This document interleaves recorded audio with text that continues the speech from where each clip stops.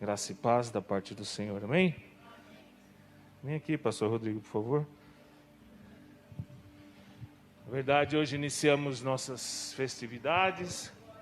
São 11 anos que nós estamos trabalhando e tentando nos tornar uma igreja cada vez mais focada no Senhor, amém? Não quer dizer que nós somos melhores do que ninguém, mas quer dizer que nós estamos lutando a cada dia.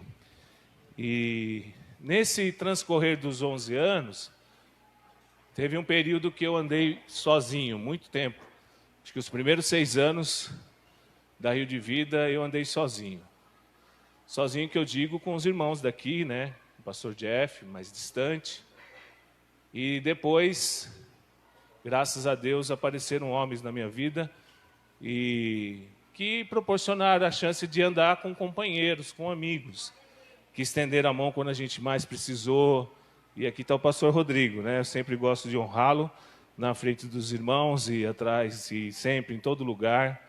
Ele, além de ser o pastor da igreja P4, é meu amigo, pessoa que eu tenho uma autoestima muito forte. Então, convidei ele para ministrar. Não só ele, outros amigos também. Então, essa manhã, eu gostaria que vocês lembrassem disso, quando ele estiver ministrando, que, com certeza, né, quando nós passamos momentos... A gente já passou vários momentos difíceis na Rio de Vida. E o momento mais difícil foi o momento que nós não tínhamos onde congregar, e a igreja P4 estendeu a mão, na pessoa do Rodrigo, toda a sua diretoria, e deixou a gente ir lá, né, usar o salão lá. E tinha até uma brincadeira que não era para a gente sair mais de lá, né? Mas Deus sabe todas as coisas, amém? Então, eu quero que vocês prestem bastante atenção. Eu sei que a palavra é de Deus, mas quero que vocês honrem nosso querido pastor com tudo isso que ele sempre representou e continua representando, principalmente para a minha vida e para a minha família. Senhor, eu quero te pedir a tua bênção, o teu cuidado. Peço que o Senhor possa ministrar no coração do Rodrigo exatamente o que o Senhor tem para nós, Pai. Nós abrimos o mês com essa festividade porque nós cremos, Pai, que nós temos que comemorar muitas coisas, porque o Senhor até aqui nos manteve de pé, nos juntou a pessoas, que fez com que essas pessoas cuidassem de nós. E eu te louvo e te agradeço, Senhor, pelos meus amigos e hoje especificamente pela vida do pastor Rodrigo. Que ele seja usado pelo Senhor e que ele possa transmitir da tua parte o que o Senhor deseja para nós. Em nome do Senhor Jesus Cristo. E a igreja diz, amém. Não, fica à vontade.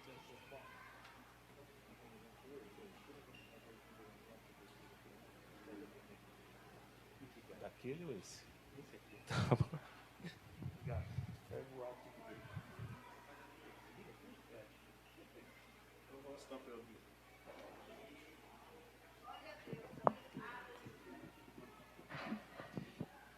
Graças e paz.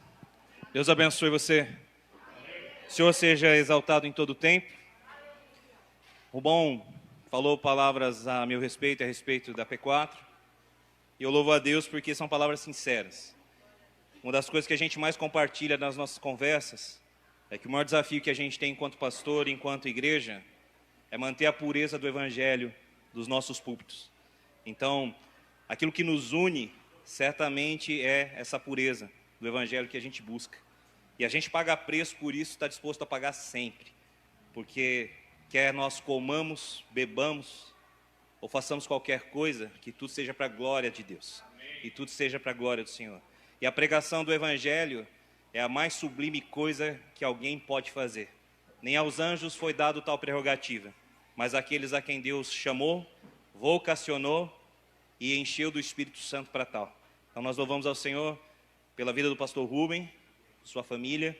Louvamos ao Senhor pela vida de sua esposa, pela vida da Edna, que tem sido uma companheira, uma batalhadora, juntamente com o pastor. Louvamos pelas filhas do pastor Rubem, seus netos, genro. E louvamos especialmente nesse tempo, onde muitos têm desistido de chamado, pelo chamado que a Marina recebeu para campo missionário.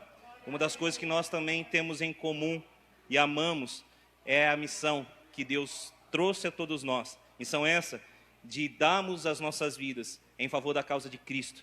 Missão essa em oferecer as nossas vidas como um sacrifício santo, justo e agradável a Deus. Esse é o culto racional que Paulo nos ensina que devemos pregar ao Senhor. E oferecer a vida é ir para onde o Senhor nos mandar. E Deus não manda você apenas ir para nações. Deus manda você ir para todos os lugares aonde Ele te chamar. Seja na tua casa, que é o primeiro campo missionário que você tem, seja na empresa na qual você trabalha, que também é um campo missionário. Aonde quer que existam vidas sedentas pelo Senhor, é lá que o Senhor te chama para estar. E é lá que Ele vai te usar.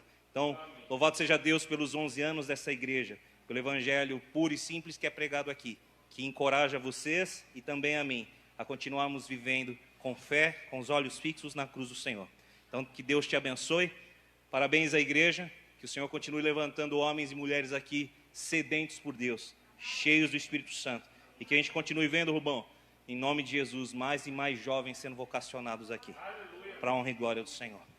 Deus abençoe vocês. Nós temos muitos desafios aqui hoje. E pensando a respeito do que eu ia pregar aqui, o Senhor me induziu, me direcionou através do seu Espírito, a pregar um sermão que eu preguei no P4 alguns dias atrás.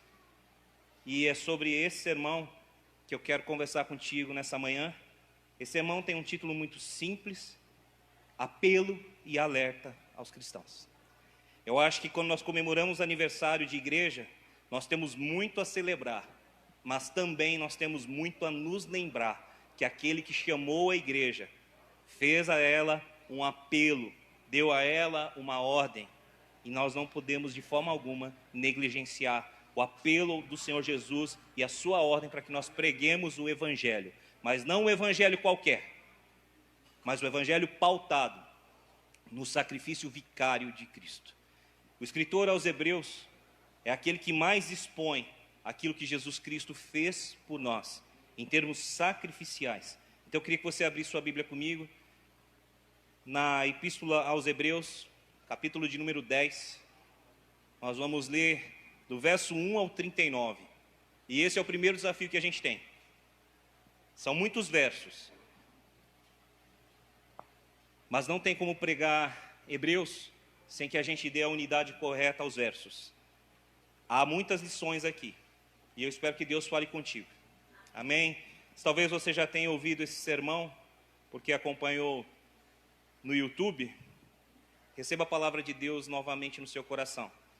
Quem se renova a cada manhã é a misericórdia de Deus. A palavra não se renova. Quem se renova é a misericórdia. A palavra é espada poderosa. Como diz Hebreus 4:12, ela é capaz de penetrar profundamente, fazendo a separação entre as juntas e as medulas, ou seja, as coisas físicas, e entre a alma e espírito, ou seja, o homem imaterial, a coisa imaterial que nós temos dentro de nós. Então, eu quero te convidar nessa manhã, preste culto ao Senhor com as suas emoções, porque as suas emoções são santificadas pelo Senhor. Preste culto ao Senhor com o teu espírito, porque o teu espírito é santificado pelo Senhor. Preste culto ao Senhor com todo o teu ser, porque Deus quer falar contigo nessa manhã de maneira muito poderosa. Amém? Então abra o coração para aquilo que Deus quer nessa manhã. Feche seus olhos com a Bíblia aberta e vamos orar ao Senhor. Pai, reverenciamos ao teu nome que é santo. E em dias difíceis como esses nos quais vivemos, que o Espírito Santo traga à nossa memória aquilo que nos dá esperança.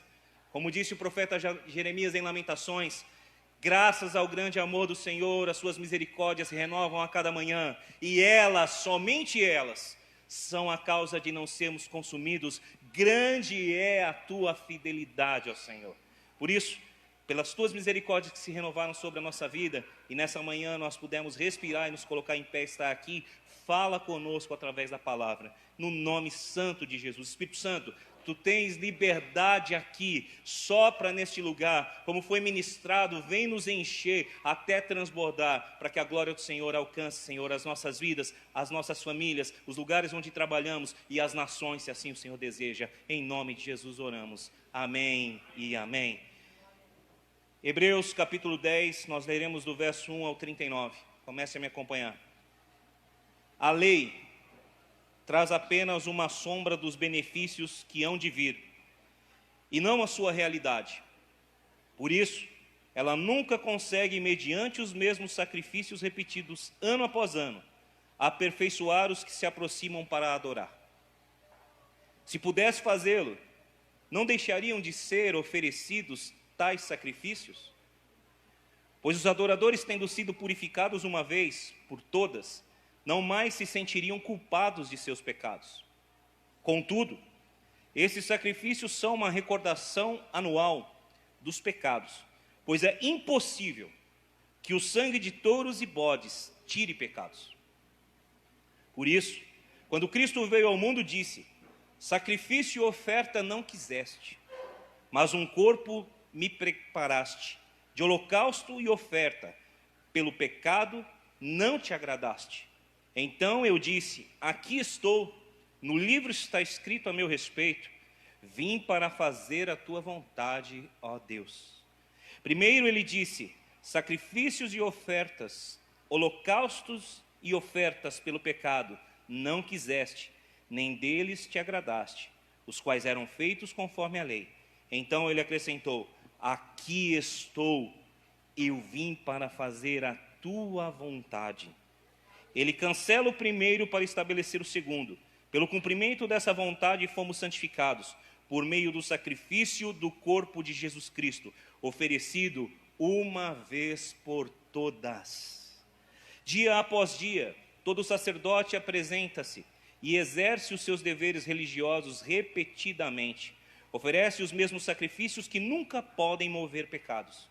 Mas quando este sacerdote, Jesus Cristo, acabou de oferecer para sempre um único sacrifício pelo pecado, assentou-se à direita de Deus. Daí em diante, ele está esperando até que os seus inimigos sejam colocados como estrada dos seus pés, porque por meio de um único sacrifício, ele aperfeiçoou para sempre os que estão sendo santificados. O Espírito Santo também nos testifica a este respeito. Primeiro ele diz: esta é a aliança que farei com eles depois daqueles dias, diz o Senhor. Porei as minhas leis em seu coração e as escreverei em sua mente. E acrescenta: dos seus pecados e iniquidades não me lembrarei mais. Onde esses pecados foram perdoados, não há mais necessidade de sacrifício por eles. Portanto, irmãos, temos plena confiança para entrar no Santo dos Santos, pelo sangue de Jesus, por um novo e vivo caminho que ele nos abriu por meio do véu, isto é, o seu corpo.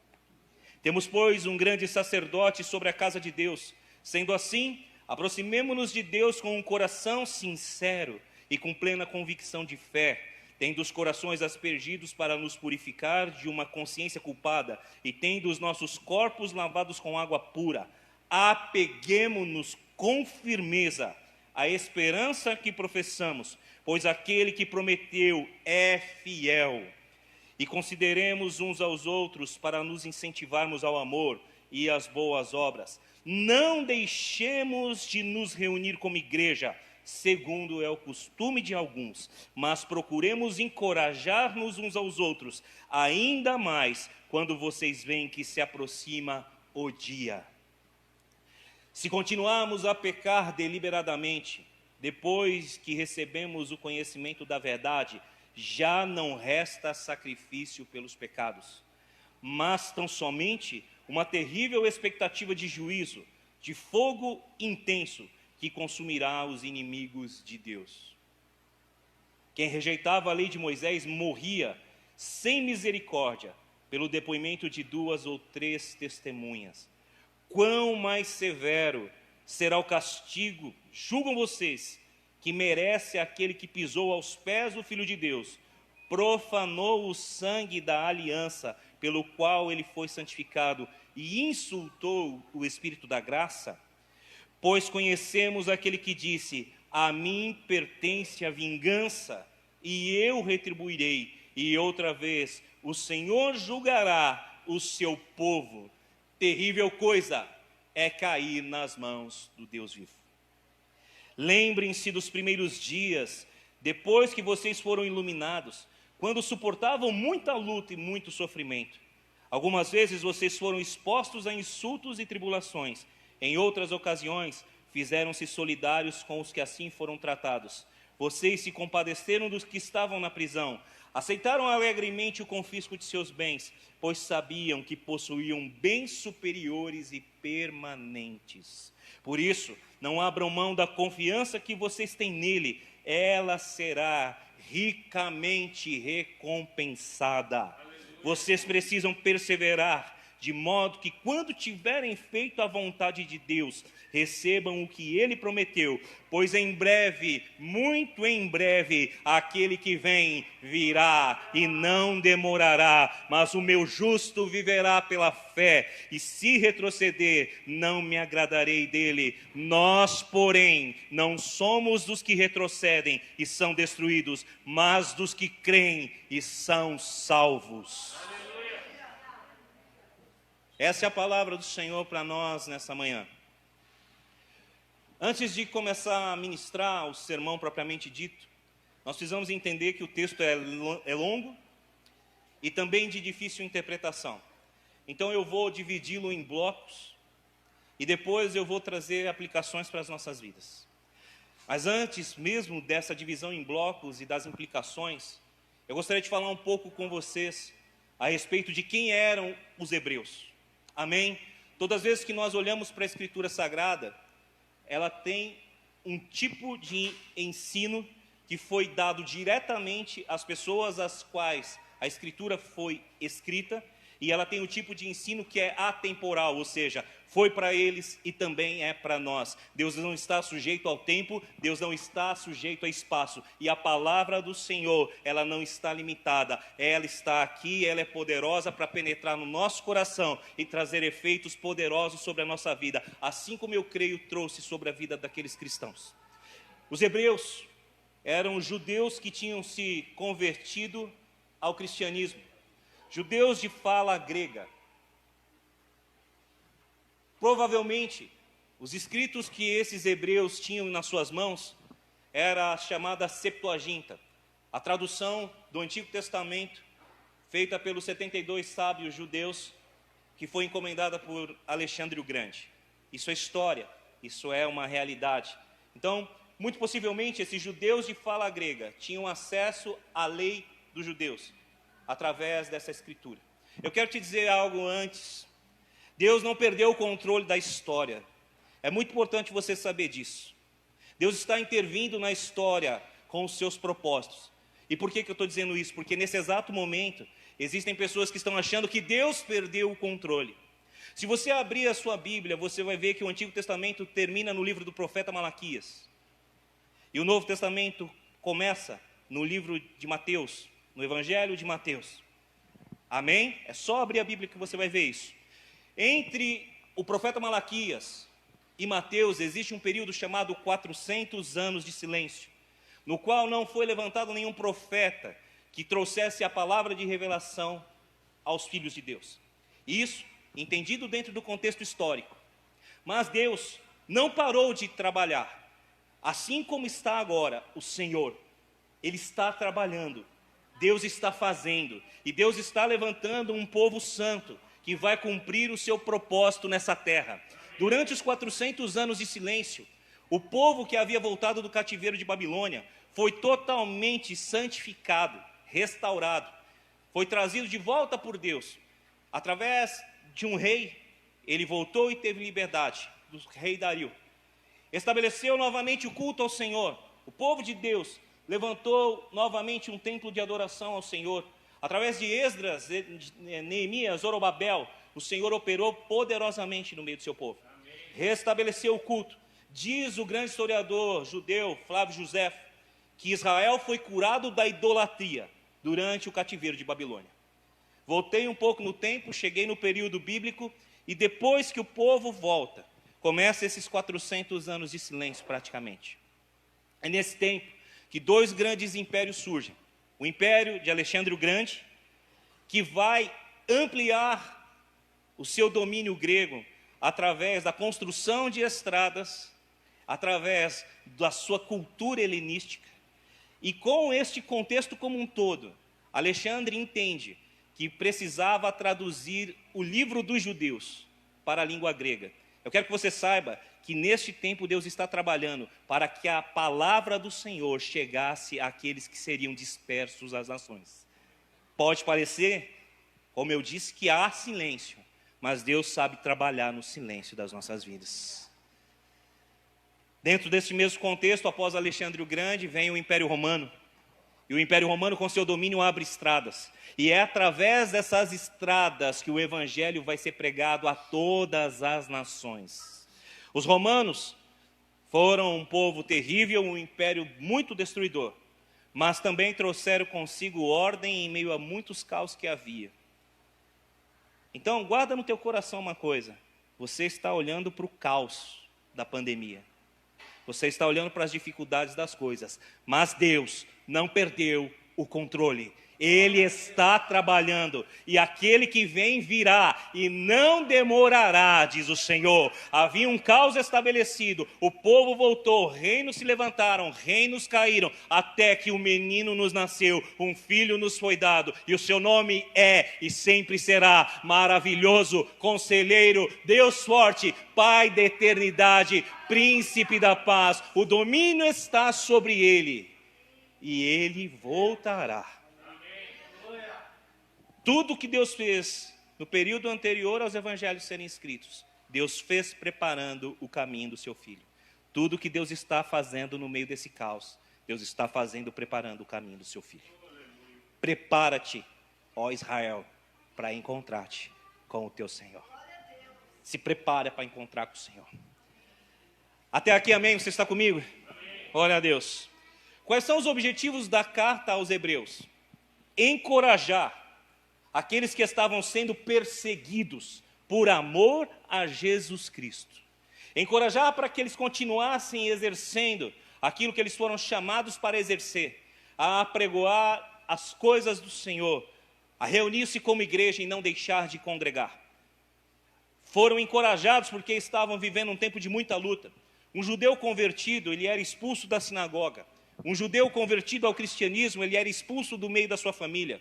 A sua mulher tinha direito de se divorciar dele, se ele se convertesse ao Senhor Jesus. Então, o contexto como um todo é um contexto de grande luta e grande aflição que se abate sobre aquele povo de língua grega, sobre aquele povo distante das tradições dos judeus, mas que havia encontrado em Cristo a expressão do amor de Deus e da salvação. Amém. Apesar das dificuldades, nós precisamos enxergar que Deus não perdeu o controle. Essa é a grande ênfase dessa manhã. Atos dos Apóstolos, capítulo 7, versos 54 a 60, não precisa abrir. Você vai encontrar um exemplo da perseguição que os judeus convertidos sofriam. Você conhece a história de Estevão, o primeiro mártir do cristianismo, assim chamado. Foi apedrejado, e estava lá um outro homem, um judeu fariseu, um judeu extremamente elevado, consentindo naquilo. O nome dele, Saulo, que você conhece por Paulo, porque mesmo em meio à morte, mesmo em meio à perseguição, Deus sempre levanta os seus mártires para mostrar que existe ainda um tempo de conversão, mesmo daqueles que nós jamais esperamos que vão se converter. No meio da perseguição de Estevão, e no meio da perseguição dos nossos irmãos do primeiro século, a grande conversão daquele que chamamos apóstolo Paulo aconteceu.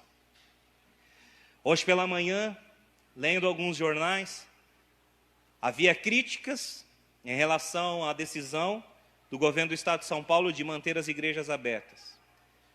Não vou dizer o nome do site, porque eu não preciso dar crédito a esse povo, mas foram ontem visitar igrejas para dizer que as igrejas não estão cumprindo protocolos e que foi uma decisão errada do governo manter a igreja aberta, porque a igreja não é essencial. De fato, a igreja não é essencial e nunca será essencial, porque os que estão cegos no entendimento jamais vão enxergar isso. Mas para nós a igreja é essencial. E para as nossas vidas isso faz diferença. Nós sabemos que não dormita o guarda de Israel.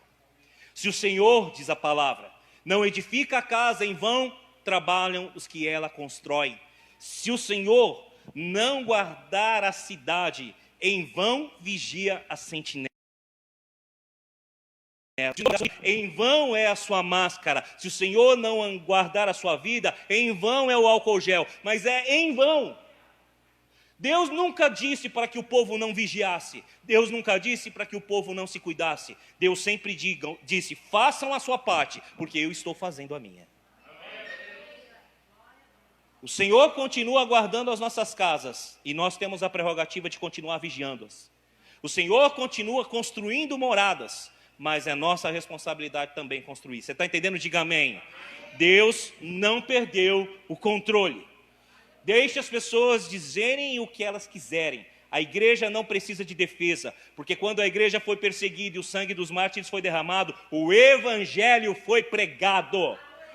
E é nesse tempo que o evangelho está sendo pregado, como nunca antes foi. Basta que você entenda que Deus te chamou para ser diferente. Você está aqui, diga amém. Que Deus fale com você de maneira profunda. O conteúdo da carta aos Hebreus é para aqueles que sofrem. E todo o contexto da carta vai mostrar a superioridade de Jesus Cristo em relação aos anjos, em relação a Moisés, em relação a Arão, sumo sacerdote, e sobre todos os sacrifícios. Você está entendendo? Diga amém. Glória a Deus. Então, tudo o que a gente precisa entender, e a partir de agora eu vou dividir o texto em blocos, é que foi pago um alto preço por nós. Foi pago um preço elevadíssimo. Que você entenda, quando você canta cânticos ao Senhor aqui nesse altar, ou aí no seu lugar, ou no seu carro, que aquilo que você canta não é mera música e nem tampouco poesia, é exaltação, não a um algo qualquer, mas é exaltação à morte do Cordeiro de Deus, que tira o pecado do mundo. Um sacrifício foi pago, um preço altíssimo foi feito por você e por mim. Dos versos 1 ao verso 4, se você pegar aí na sua Bíblia, você não precisa abrir, eu vou ler alguns versos para apontar os blocos, tá? O que o escritor está dizendo? Que as coisas que foram feitas na antiguidade, os sacrifícios que foram oferecidos, eram apenas um tipo do grande sacrifício que viria a ser feito por Deus. O escritor aos Hebreus aqui, nesses primeiros versos do capítulo 10, está exaltando o sacrifício de Jesus Cristo. Leia o verso 4 comigo, por favor. Hebreus capítulo 10, verso de número 4.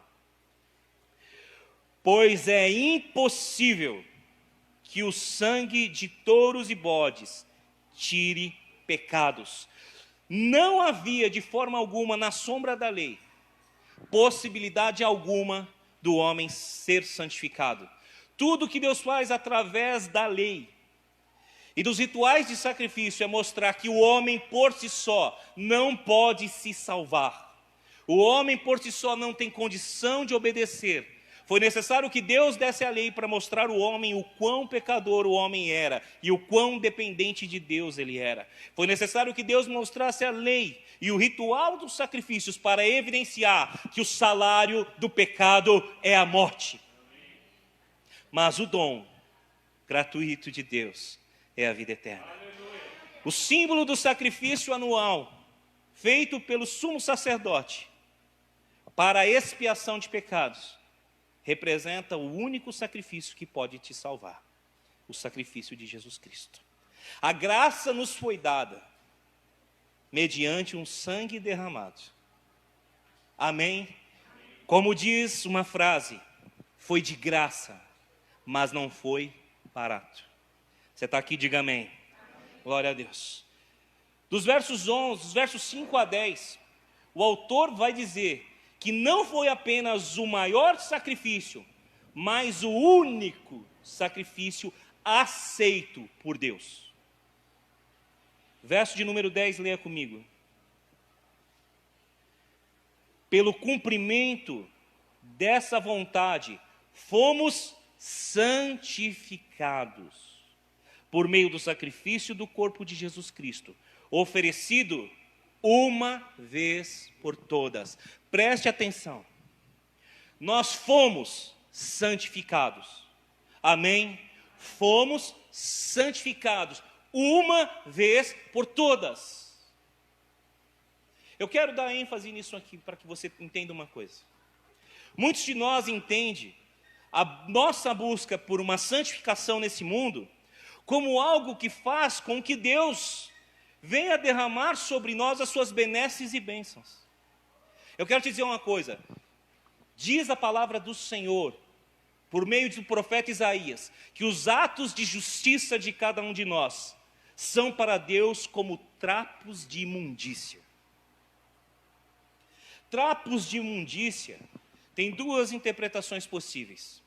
Ou era a faixa que era usada para colocar sobre as feridas dos leprosos, que quando retiradas, só serviam para uma coisa, serem queimadas, ou os panos que as mulheres utilizavam para conter o fluxo menstrual. Então o que Deus diz na sua palavra? Que os nossos atos de justiça, os atos de justiça de Israel, serviam apenas para ele como trapo de imundícia. O fim deles, ser queimado. Nada mudou, porque os nossos atos de justiça, se são para nos santificar, não tem poder de fazê-lo. Porque diz o texto que nós acabamos de ler, nós somos santificados de uma vez por todas. Você entende isso? Diga amém. Uma igreja precisa entender isso quando faz aniversário, para que ela não se torne uma igreja legalista, uma igreja que aponta para o pecador e diz para ele que através de ritos, como o jejum, a oração e a leitura da palavra, ele vai conseguir agradar a Deus. Desculpe se eu chuto os seus castelinhos de areia, mas o jejum, a oração e a leitura da palavra não agradam em absolutamente nada a Deus, se o que você faz não está transformando você de dentro para fora. Ele não precisa de rituais. O jejum que nós fazemos nos aproxima de Deus, e não o contrário, faz com que Deus se aproxime de nós, porque Deus habita em você, e mais perto do que Ele está, é impossível que Ele esteja, porque Ele já mora em você, você é o templo do Espírito Santo. O jejum que nós fazemos não faz de forma alguma com que o Deus Todo-Poderoso mude. As ofertas e dízimos que damos não faz com que Ele mude. A leitura da Bíblia não faz com que Ele mude, mas faz com que nós sejamos transformados. Você foi santificado de uma vez por todas. O apóstolo Paulo vai escrever para nós em Efésios, capítulo 2, a partir do verso 6. Vocês são salvos pela graça, mediante a fé, e isso não vem de vocês, é dom de Deus, não por obras, para que ninguém se glorie, mas é pela graça que vocês são salvos. E são salvos, preste atenção nisso, para a prática das boas obras. As boas obras não te salvam, mas você foi salvo para praticá-las. Você está entendendo? Diga amém. Um único sacrifício, soberano, santo e agradável a Deus, foi o que propiciou a você, do qual antes você era inimigo e eu também, mas que agora somos chamados filhos. Pela graça nós somos salvos, de uma vez por todas. Você entende isso? Diga amém. Portanto, de posse desse entendimento, eu quero trazer mais um conceito para você. Jesus não era apenas o Filho amado de Deus. Jesus era o Filho amado em quem Deus tinha alegria, prazer. Deus te amou, João 3,16 vai dizer, porque Deus amou o mundo, que deu o seu único Filho, para que todo aquele que nesse Filho crê não pereça, mas tenha a vida eterna. Deus te amou. Só que você não foi chamado para ser só amado, você foi chamado para agradá-lo. Ele te amou, te santificou E o desejo do coração de Deus é e sempre será a nossa santificação. Não para que nós façamos com que Ele mude, não para que Ele venha nos abençoar, mas para que nós nos aproximemos dEle, porque sem santidade ninguém virá a Deus. E os nossos atos de santificação transformam a nossa vida e muda de dentro para fora o nosso ser. Você está entendendo? Diga amém. É tudo isso que o escritor aos Hebreus está falando. Não é de sacrifícios que Ele se agrada. Vão entender o que significa isso, disse Jesus. Misericórdia quero e não sacrifícios. O que agrada o coração de Deus é uma vida de entrega a Ele, livre, espontânea e cheia do desejo de adoração. Pois o verdadeiro adorador é aquele que adora em espírito e em verdade. Você entende isso? Diga amém. Glória a Deus. Então, o sacrifício foi aceito por Deus e Ele é único. Nós já lemos o verso 10. Dos versos 11 a 14, o que o Senhor vai nos apresentar através do sacrifício de Jesus Cristo? Que Ele não é apenas o sacrifício oferecido. Quando João Batista o vê, ele vai dizer: eis o Cordeiro de Deus, que tira o pecado do mundo. Mas não haveria nenhuma possibilidade de haver o sacrifício perfeito se o sacerdote também não fosse limpo e perfeito. Você está entendendo? Diga amém. Não havia possibilidade de nenhum ser humano ser o sacerdote. Portanto, Jesus é o sacerdote e o sacrifício oferecido. Você está entendendo? Diga amém. Verso de número 12, leia comigo, por favor. Mas quando esse sacerdote acabou de oferecer para sempre um único sacrifício pelos pecados, assentou-se à direita de Deus. Aleluia. Mas não parou por aí. Verso de número 13. Ele assentou-se à direita de Deus. Daí em diante ele está esperando até que os seus inimigos sejam colocados por estrado dos seus pés. E é o que ele está fazendo nesse exato tempo, trazendo os seus inimigos como estrado dos seus pés. Um vírus derrubou todos os alicerces da nossa sociedade. E diante desse vírus, todos tremem, porque não há solução fácil para resolvê-lo. Você está querendo dizer o que, pastor? Que Deus mandou o vírus? Querido, meu Deus é soberano e Ele não perdeu o controle. Ele não precisa mandar nada, basta Ele deixar a gente viver a nossa vida como a gente quer. Que a gente produz AIDS, que a gente produz ebola, que a gente produz todas as mazelas que existem no mundo.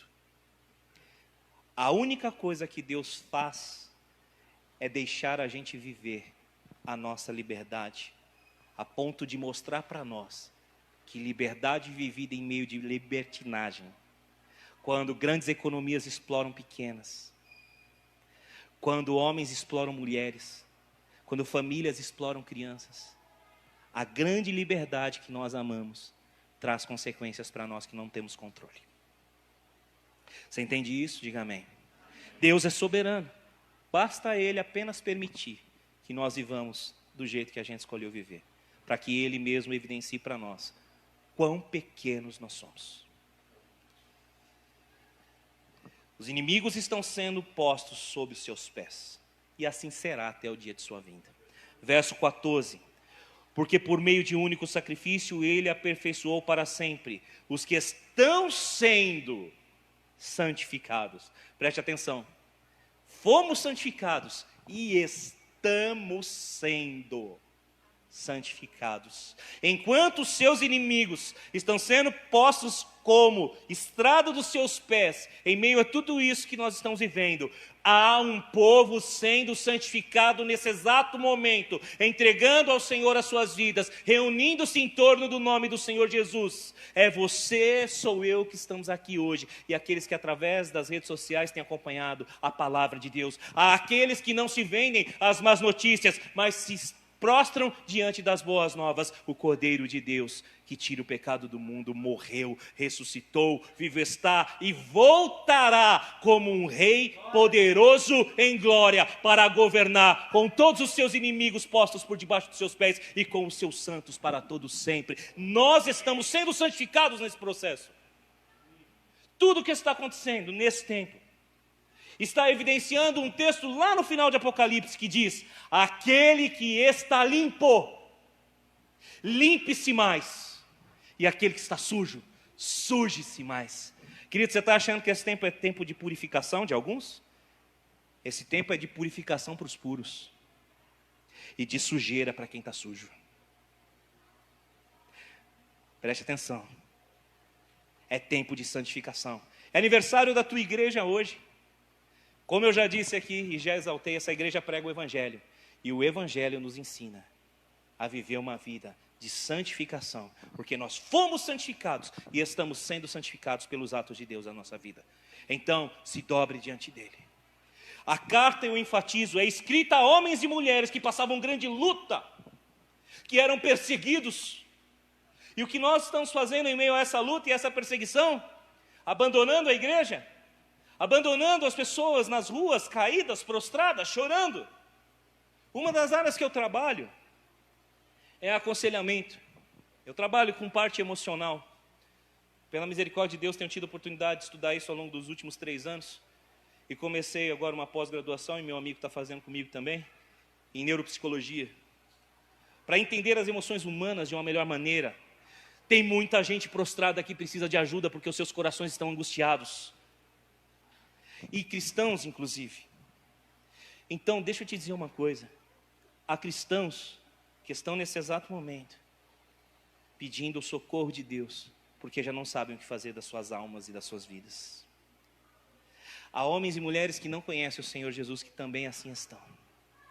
Esteja pronto, irmão, porque você está sendo santificado para cumprir o ministério de pregar o Evangelho.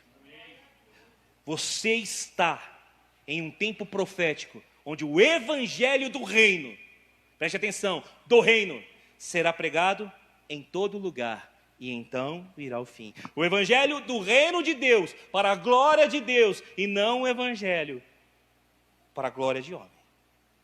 O texto que nós estamos lendo enfatiza o sacrifício. Você está entendendo até aqui? Diga amém. Enfatiza o sacrifício e o sacerdote. Volte ao Evangelho do sacrifício e do sacerdote. Você está entendendo? Diga amém. Amém.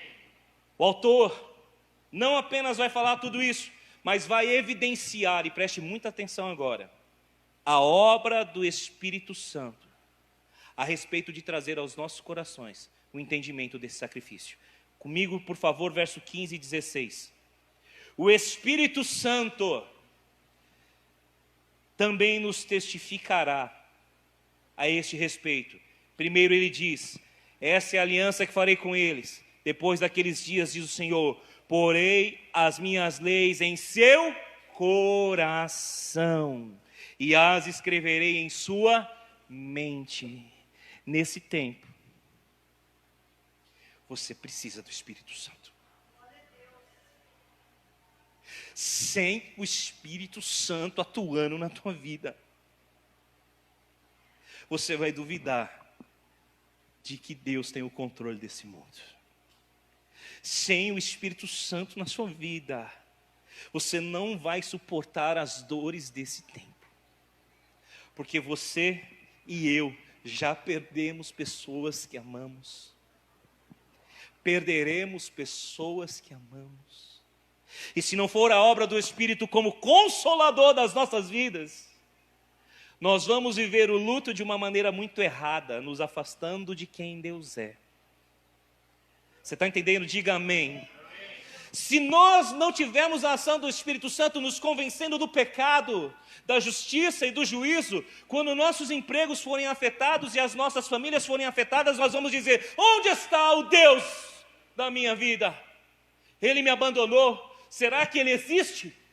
E nós pecaremos blasfemando contra o nome do Senhor. Não se esqueça que diz em Apocalipse que nos últimos dias Deus exercerá a ira dele sobre a terra e os homens blasfemarão contra Deus. Cuidado com o pecado da blasfêmia nos teus lábios. Porque o Espírito Santo está te dizendo e vai te dizer: Deus não perdeu o controle, confia nele. O Salmo nos ensina: ainda que eu ande pelo vale da sombra e da morte, eu não temerei mal algum, pois o Senhor está comigo. Eu sei que bondade e misericórdia me acompanharão todos os dias da minha vida. O Espírito Santo te faz lembrar da palavra de Deus nessa manhã, para dizer para você que Ele não te abandonou, é todos os dias da tua vida. Muitas vezes você ora e fala assim: eu não sei a vontade de Deus para a minha vida. Sabe qual é a vontade de Deus para a sua vida? Que você ande para frente, porque a bondade e misericórdia dEle estão vindo logo atrás de você. Eu sei que nenhum dos planos de Deus pode ser frustrado, a minha esperança está nele. O que o Espírito Santo precisa te lembrar e me lembrar são palavras proféticas como a de Jeremias 29:11, que diz: eu é que sei, diz o Senhor, os planos que tenho para vocês, planos de lhes dar esperança e um futuro, planos de lhes fazer bem e não mal. Vocês clamarão a mim e eu ouvirei, diz o Senhor. Vocês me buscarão e me encontrarão quando me buscarem de todo o vosso coração. A palavra profética vem através de Jeremias no cativeiro, nas dificuldades, e o Espírito Santo está em nosso meio para nos lembrar das promessas de Deus, porque por meio dele vem o sim e através dele vem o amém. O amém, tantas quantas forem as promessas do Senhor. Deus tem promessa para a sua vida. Tome posse disso no teu coração. Amém. Deus está fazendo algo através do Espírito Santo. A lei está no teu coração e a lei de Deus está na tua mente. Finalizando essa exposição em blocos, os versos 17 a 18 vão dizer para nós que Deus não se lembrará dos nossos pecados. A graça continua viva aqui, operando aqui. Deus não quer saber como está a sua vida até antes de você estar diante dele pedindo perdão. Deus quer saber se você quer pedir perdão a Ele e reconhecer o quão pecador você foi até aqui. Quando Deus surge no cenário do Éden, após Adão cometer pecado junto com a sua esposa, Deus não pergunta a Adão: o que foi que você fez? Deus pergunta a Adão: onde você está? Essa é uma das maiores figuras da graça no Novo Testamento. Deus não está querendo saber o que você fez. Deus está querendo saber aonde você está, que não está vivendo a graça sobre a sua vida e a misericórdia dele sobre você. Você está entendendo? Diga amém. Os tempos são difíceis, nós vamos falhar sim. Podemos até murmurar, reclamar, duvidar. Mas todo dia há graça sobre você e Deus te chama através do Espírito a voltar para Ele. A carta aos Efésios, não, a carta à igreja de Éfeso, lá em Apocalipse capítulo 2, tem um alerta para todos nós. Tenho, porém, contra ti, que abandonaste o teu primeiro amor.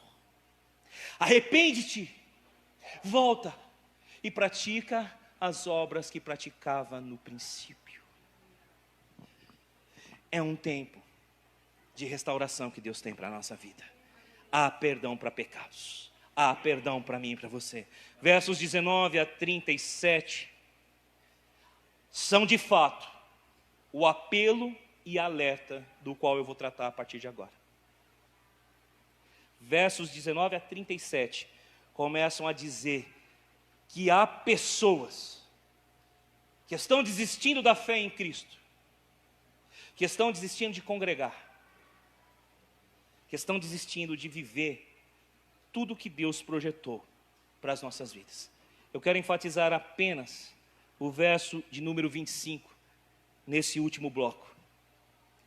Não deixem de congregar ou reunir-se como igreja, dependendo da sua versão, como é o costume de alguns. Mas procure manter-se unidos, encorajando-se uns aos outros, ainda mais quando o dia se aproxima. Você pode falar: eu vou mandar alguém que não está vindo à igreja ouvir esse sermão do pastor Rodrigo. O escritor aos Hebreus está dizendo para aqueles que ainda estavam firmes: não deixem de congregar, como é o costume de alguns. Não é para quem não está aqui, não é para o seu vizinho. O que Deus está falando aqui não é para aqueles que não são chamados filhos de Deus ainda, mas é para você e para mim. Então, de posse de tudo isso, eu quero te convidar a trabalhar dentro da tua vida, com toda a força a partir de hoje, marcando aí que foi na data do aniversário da tua igreja, que Deus começou a fazer algo poderoso na sua vida no meio dessa pandemia.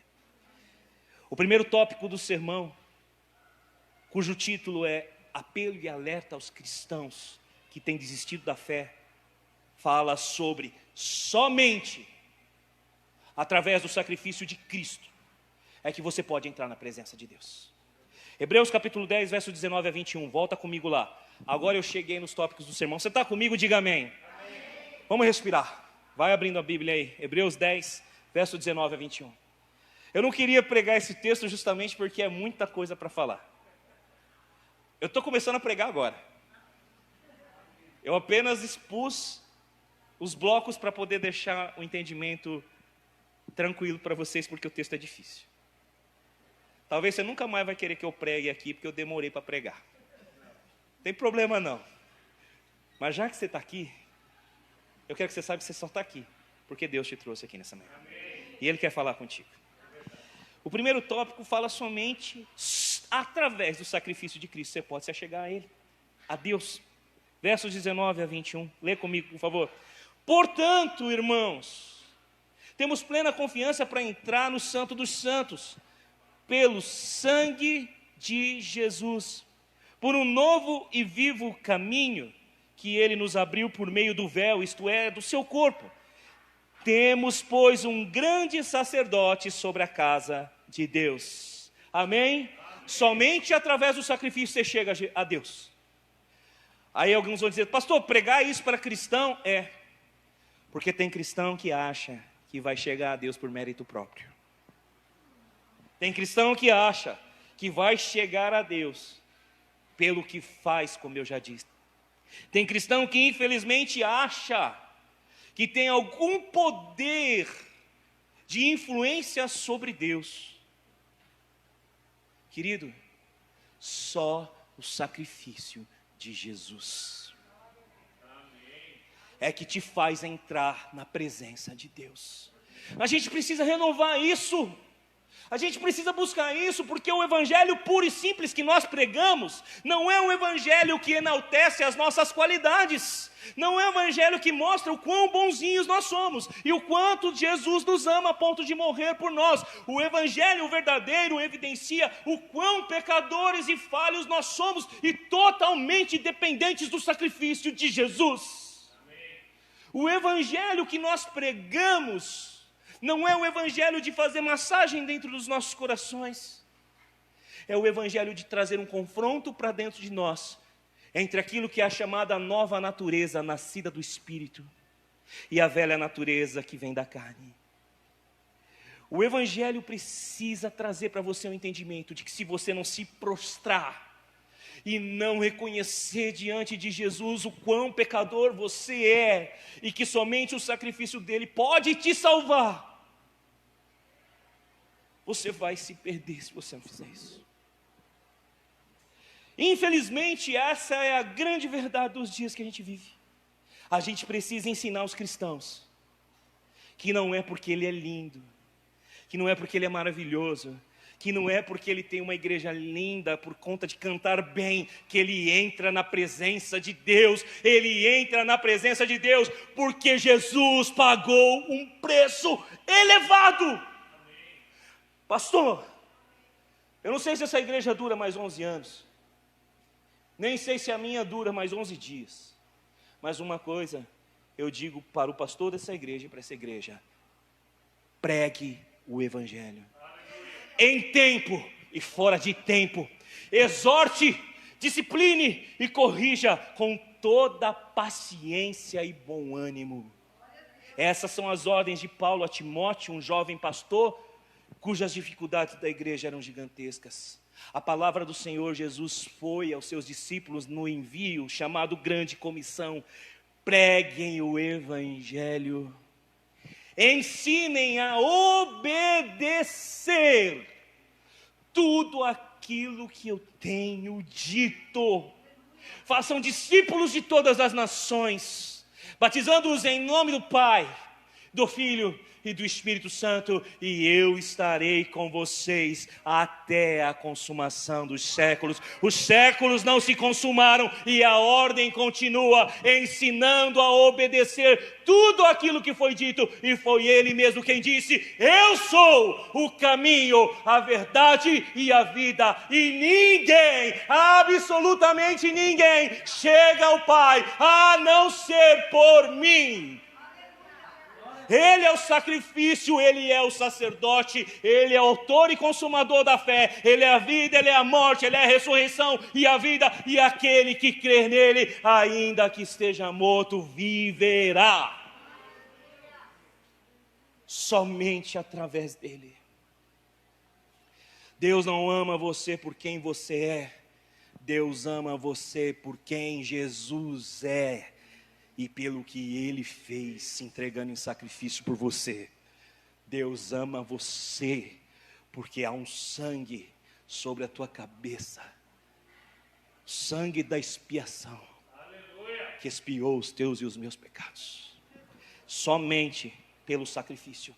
Quando o escritor começa a dizer nesse verso 19, portanto, o que ele quer dizer àqueles que são os destinatários da carta? Entendam, de uma vez por todas, que não tem outro jeito.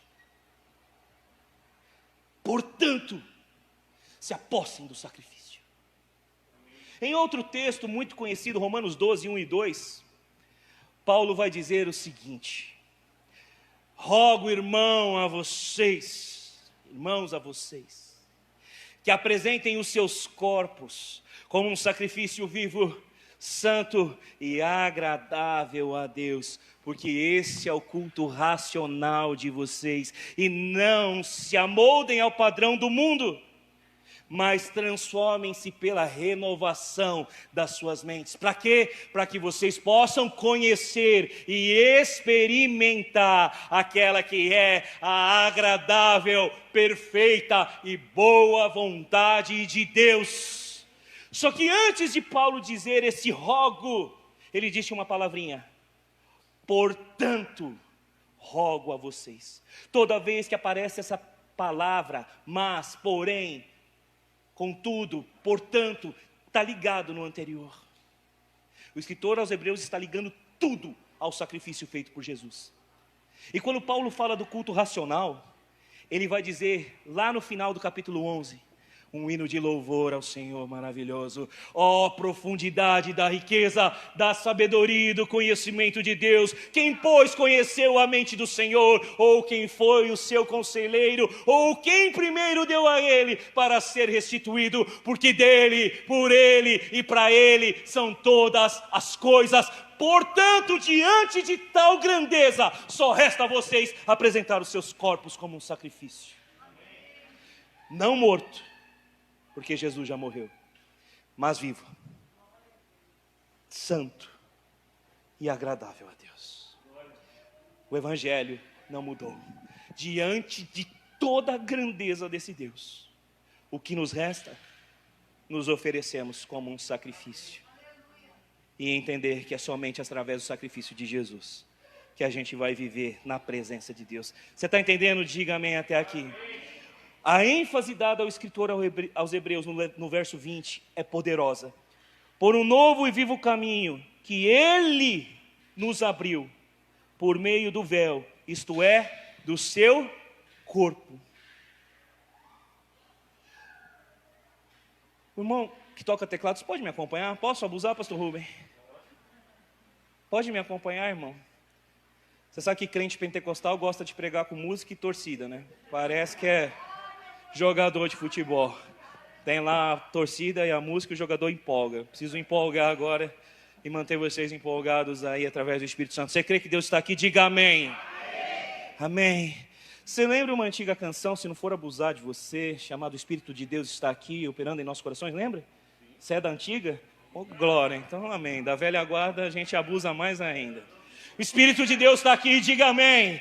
Ele está operando no seu coração, Ele está operando no meu coração, Ele está trazendo à nossa memória o que nos dá esperança. E o que nos dá esperança é o sacrifício de Cristo Jesus. O que nos dá esperança é o que Ele fez. O escritor aos Hebreus está dizendo: um véu, o saber, o seu corpo foi rasgado. Mateus capítulo de número 27, versos 50 a 51. Não precisa abrir, se quiser anotar, anota. Vai dizer que Jesus deu um brado na cruz e disse: está consumado. Quando Ele deu esse brado, a Bíblia diz que Ele entregou ao Senhor o seu Espírito, e naquele exato momento o véu do templo se rasgou de alto a baixo, de alto a baixo, de alto a baixo. Nenhum véu pode ser rasgado do alto para baixo. O véu tinha 90 centímetros de espessura. Já seria muito difícil rasgá-lo de baixo para cima.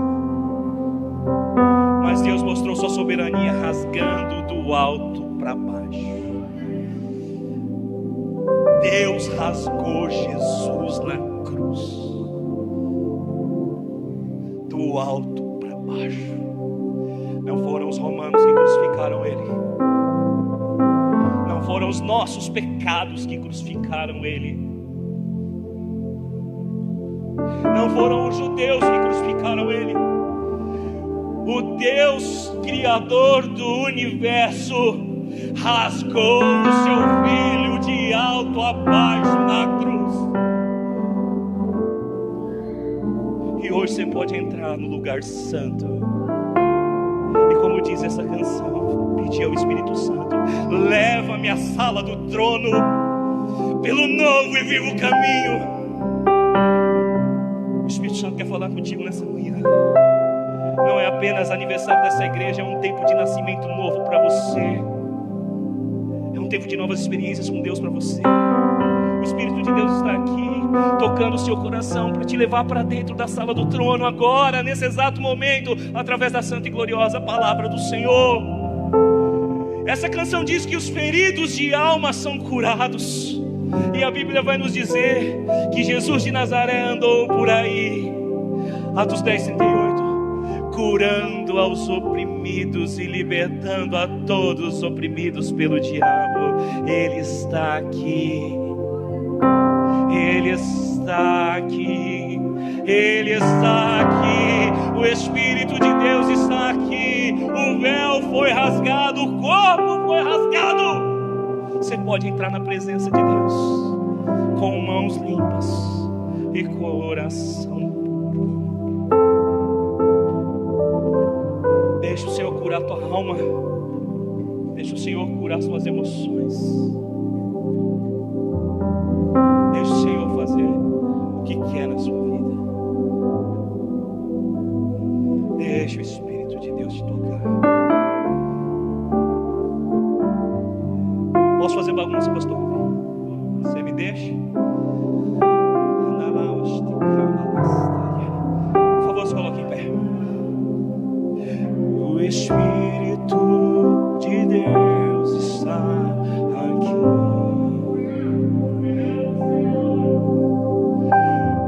operando em nossos corações. Deixa Ele trazer vida para você. Trazendo sua vida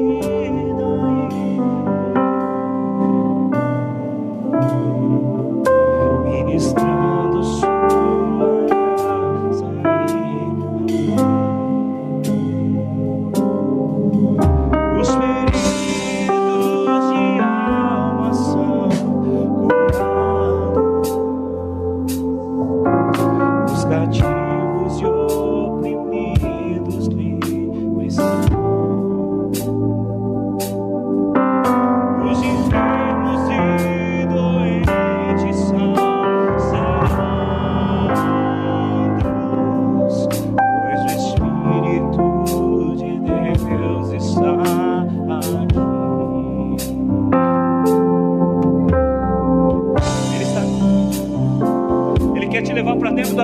trono agora.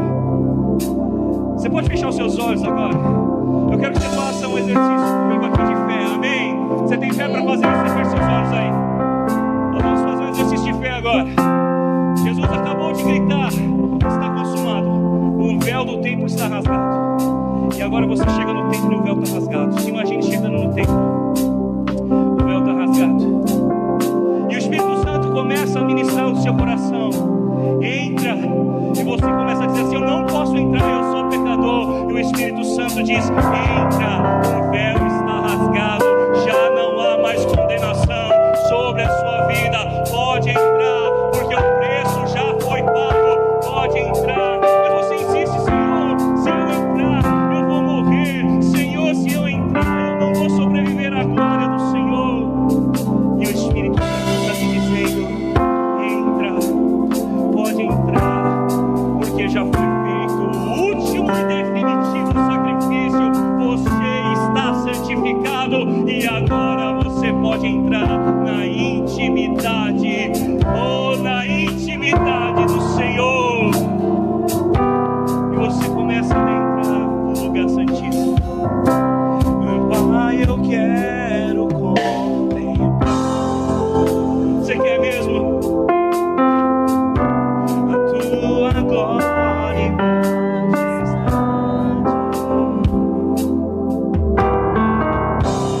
Pai, eu quero te adorar. Você pode dizer em espírito e verdade? Em espírito e verdade.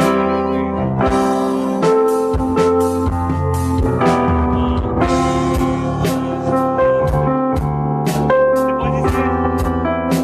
Não tem limite para você.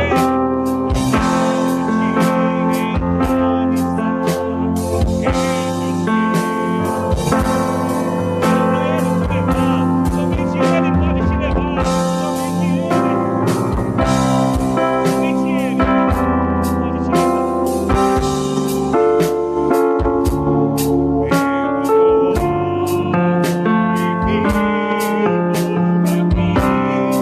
Diga pelo sangue.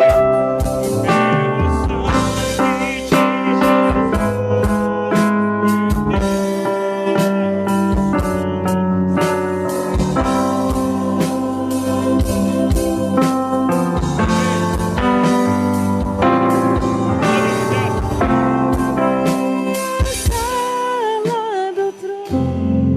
Para entrar lá tem condições.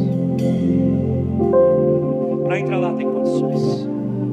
Verso 22 vai dizer assim: entre na presença dele com o coração sincero.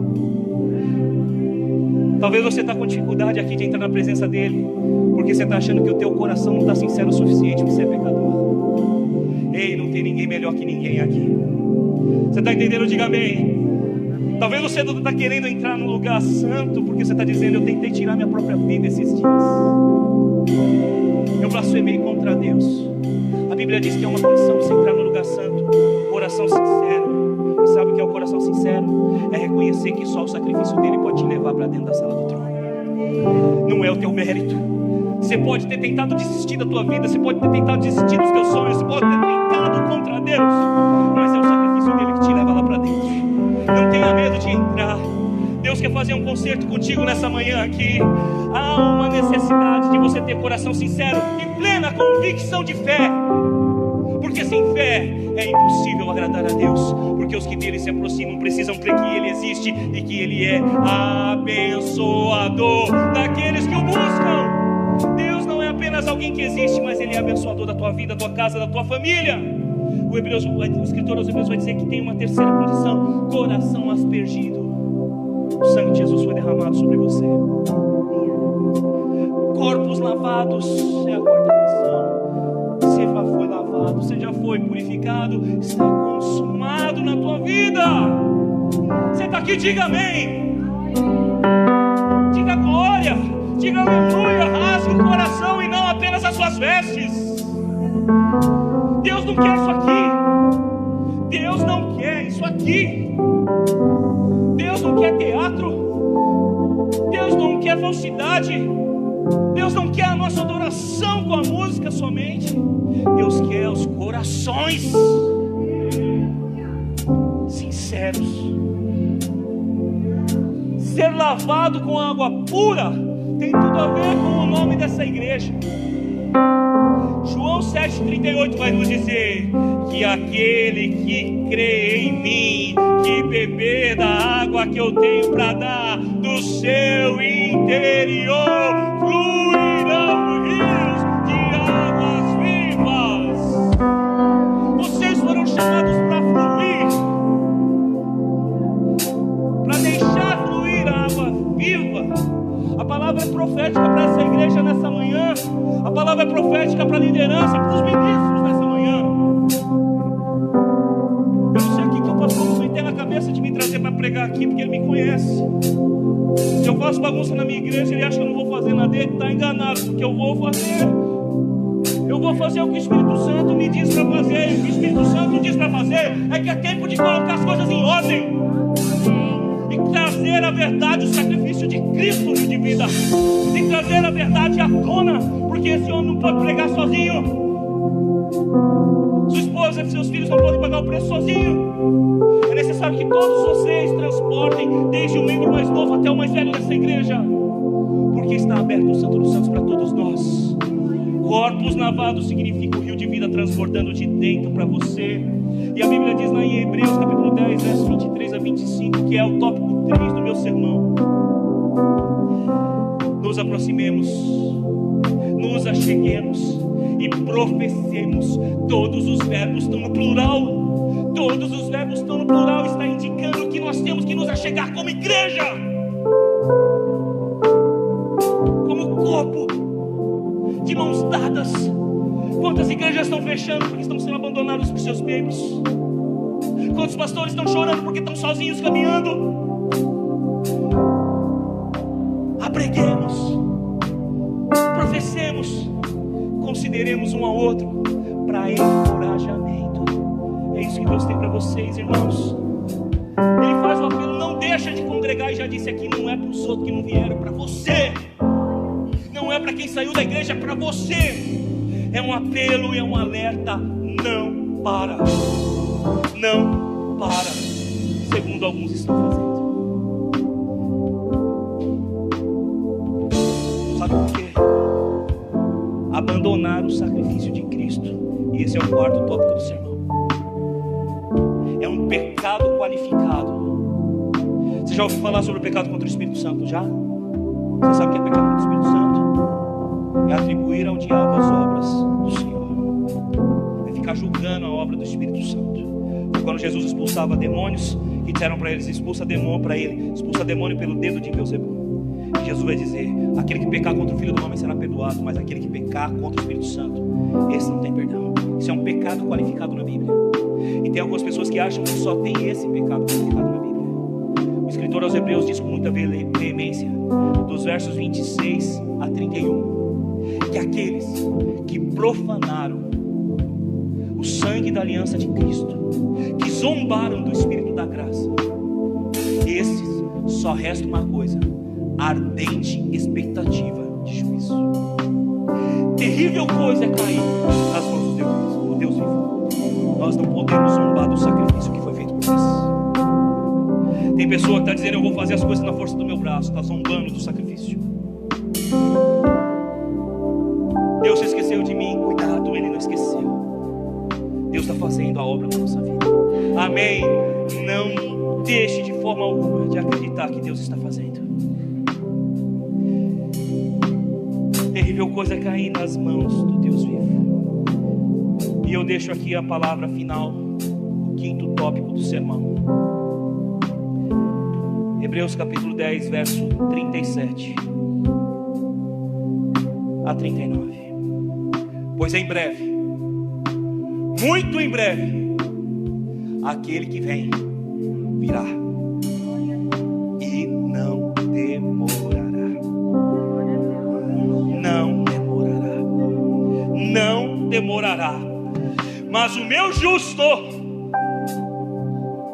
esse vai viver por fé. Você entendeu? Quem é o justo do Senhor? É o que pratica a justiça? Não, é aquele que foi justificado pelo sacrifício de Cristo. Não é você, porque dele, por ele e para ele são todas as coisas. Mas o meu justo, esse não vai viver segundo o que diz o governo, esse não vai viver segundo as notícias. O meu justo viverá pela fé. Pela fé. E se ele retroceder, pastor, diz o Senhor, eu não terei prazer nele. Enquanto nós porém não somos dos que retrocedem e são destruídos, mas dos que permanecem, dos que creem e são salvos. Essa é a palavra de Deus para a tua vida nessa manhã. Você não é do que retrocede. Essa palavra Deus não trouxe para você para te acusar. Deus não trouxe você aqui para jogar pedra em você. Deus trouxe você aqui para te trazer à memória o sacrifício de Jesus. Deus trouxe você aqui para te encorajar a ser igreja. Deus trouxe você aqui para dizer que você não é dos que desistem. Você é dos que permanecem. Você entende isso? Recebe, diga amém. Amém. Há um novo tempo, irmão. Vocês olham muito para esse cara pela bondade dele. Comecem a olhar pelo homem de Deus que ele é. Tem gente que olha para o Rubão, fala assim, o Rubão é bonzinho. Querido, tenha medo da oração de um bonzinho. Porque quando até Deus vê o cara como bom, saiba que Deus ouve a oração desse cara.